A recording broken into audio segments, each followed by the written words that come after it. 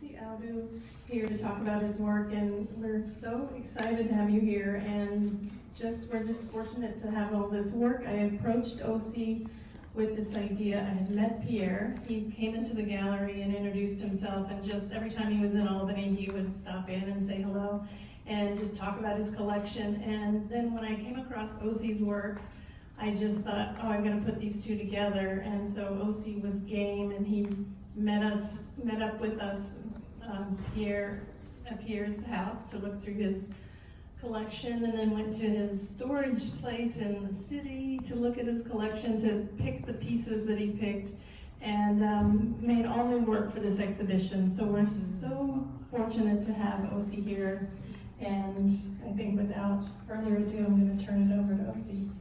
Thanks for coming. Yes, thank you so much for coming out. When I went to Pierre's, to see Pierre's collection upstate, where he lives too, he has he has an apartment in the city as well. I was fascinated with his collection. He has like 400, artifacts like that. And the question was, which of them should I photograph? Which of them can I respond to? As you probably already know, my work is inspired by abstract geometric elements I see in African art and cultural objects. These may not be very obvious initially, but so with that in mind, I took a host of pictures and eventually started to make connections with some of them, and decided, that there were like 10 of them that I was inspired by to create my kind of work. My work itself, just to start, my work is about, I'm fascinated by the nature of consciousness. What is it? And I've studied all kinds of,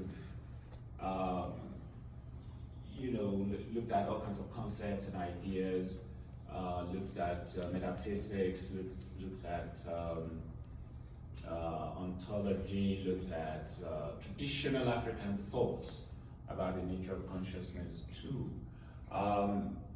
The most prevalent or significant is the Yoruba thought, that concept even about consciousness, that there are two aspects to it. There's this dualism about the nature of consciousness. If you look at the head, the word for the head in Yoruba is Ori. Ori basically means that which sees. And there are two aspects to it. There's the physicality of the head, with the eyes and perceptive organs. And then there is something called the inner head, in which case the physical head is referred to as the outer head, and the inner head is this intangible essence of self. So it's intangible. So you will find in most of my compositions that there's this framing of an empty center, an intangible center. So it's like a framing of consciousness, if you like. As absurd as that may sound, something intangible contained within intangible form. Anyhow, so with that in mind, I would like to start my discussion with this piece. Now, the piece itself is inspired by this Bobo mask, and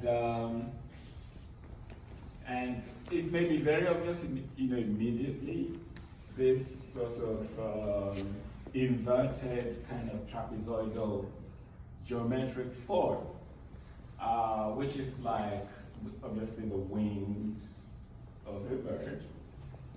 And this painting went through a series of steps. I mean, initially I did the painting, and I thought, okay, that's the painting right there, it's done.